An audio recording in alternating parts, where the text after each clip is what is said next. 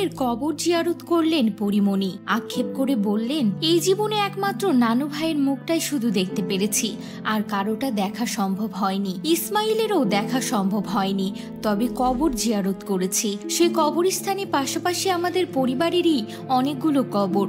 সবচেয়ে নতুন কবর ইসমাইলের।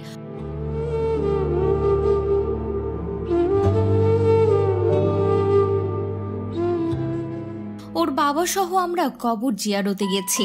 এছাড়া পরিমণি সামাজিক যোগাযোগ মাধ্যমে নেটিজেনদের উপর ক্ষুব্ধ প্রতিক্রিয়া জানিয়ে বলেছেন, কারো মৃত্যু তো হাসি তামাশার বিষয় নয়। ইসমাইলের মৃত্যু নিয়ে যে যেভাবে পারছেন খবর প্রকাশ করছেন, যেন উৎসব উৎসব ভাব মনে হচ্ছে। এটা সত্যি কষ্টদায়ক, এমনটা মোটেও আশা করিনি। মৃত মানুষের মুখ দেখতে না পারা উল্লেখ করে এই অভিনেত্রী আক্ষেপ করে বলেন, এই জীবনে একমাত্র নানু ভাইয়ের মুখটাই শুধু দেখতে পেরেছি, আর কারো মুখ দেখা সম্ভব হয়নি। ইসমাইলেরও মুখ দেখতে পাইনি।